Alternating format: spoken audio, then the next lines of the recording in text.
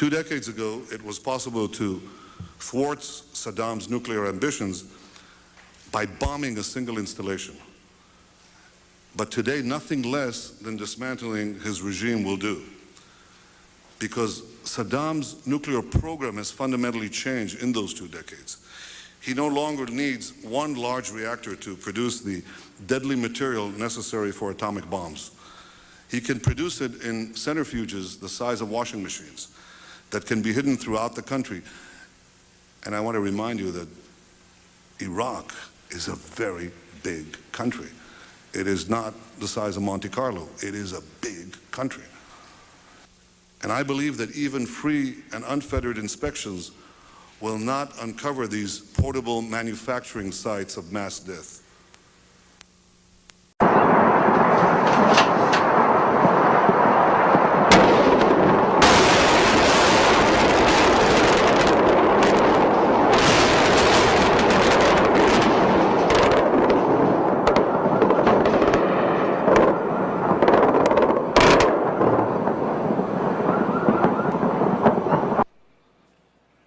So how much enriched uranium do you need for a bomb?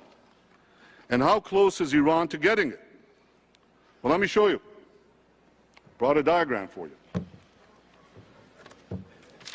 Here's a diagram.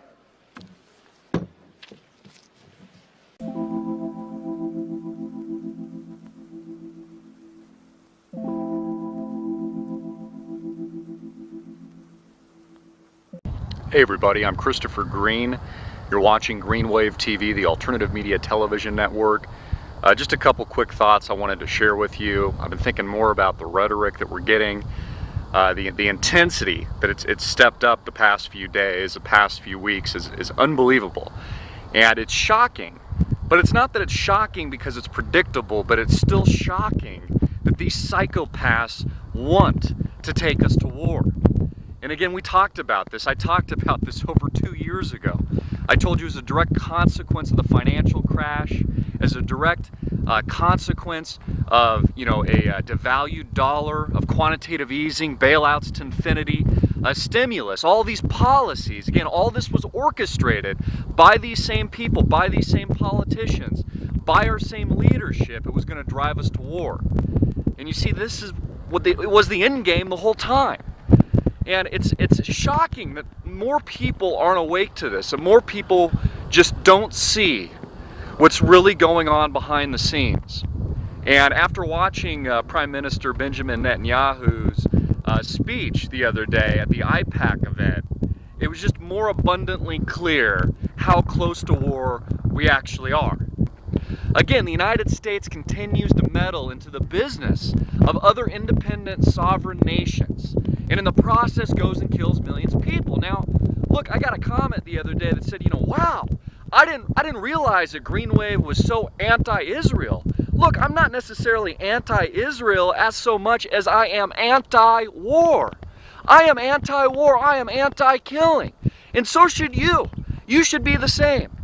And look, guys, I know I'm preaching to the choir. I know that those of you that have been tuned in for the past several years that are our regulars, that are the way that have helped me build this thing over the past couple years, I know we're on the same page. But please, share the message to as many people as you can. Share it with your friends and family, even if they don't want to hear it.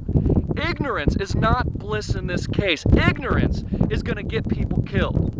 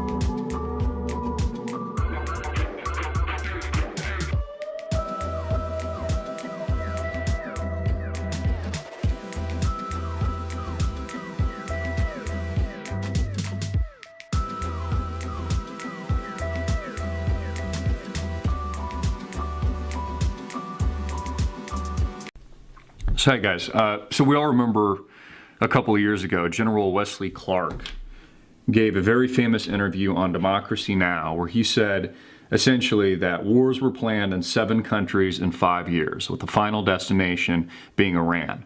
Now we see the rhetoric stepped up a notch, not just from what Donald Trump is tweeting. And again, this isn't Donald Trump's agenda. This is the agenda of the power brokers, the shadow government that own Donald Trump. So I want to play a little bit of this brief clip here, just to remind you again of what General Wesley Clark told us. He said, I just got this down from upstairs, meaning the Secretary of Defense's office today, and he said, this is a memo that describes how we're going to take out 7 countries in 5 years. 7 countries in 5 years. Starting with Iraq and then Syria, Lebanon. Okay. Iraq, done. Syria, done. Still actively trying to take out Bashar al-Assad. Lebanon, done. Libya, Somalia. Libya, definitely done. Muammar Gaddafi, dead. Transfer of guns into Syria. Creation of ISIS, done. Sudan, and finishing off Iran. Okay, yeah, pretty much done, except for Iran, which is now where the rhetoric has just stepped up.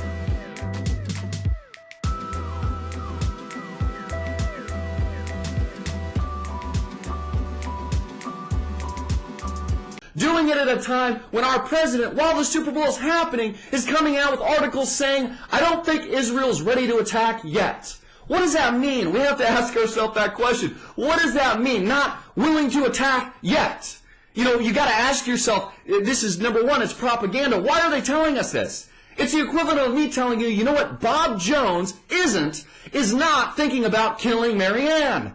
Bob Jones is not thinking about killing Marianne. Why would I even be telling you that story? Why would I even be putting it in your head if it's not news? If it's not news. So we have to ask ourselves, why would Obama come out in the mainstream media while the Super Bowl is on, while the people are consumed with the gladiator games that have no idea what's going on? Again, most of these people don't even know who John Corzine is. Most of them don't even care. As long as they live in their la-la land and their life isn't affected, they're fine.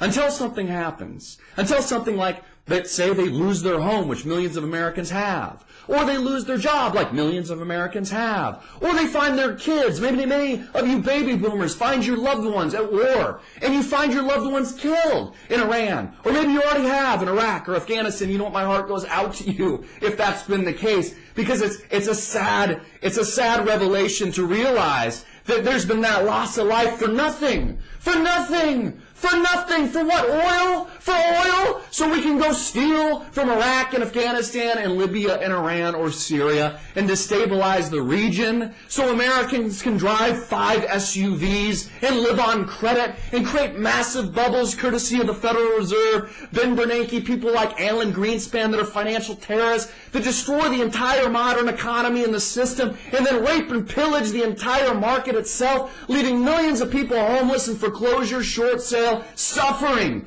at the hands of this tyrannical police state government? Is that the reason for all this?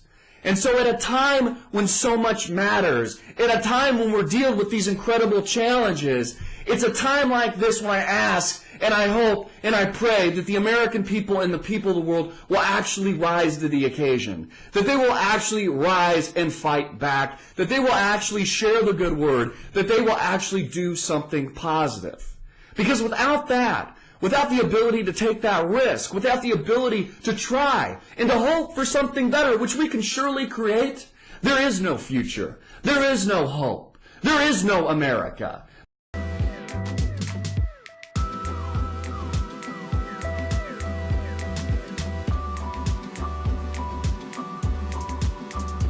My point here being is the agenda that General Wesley Clark, a 4-star general, was so careful and polite to point out to us, someone highly connected within Washington, D.C., that all these countries would be taken out in succession with the final target being Iran, is only proven to be the strategy of the dark web, so to speak.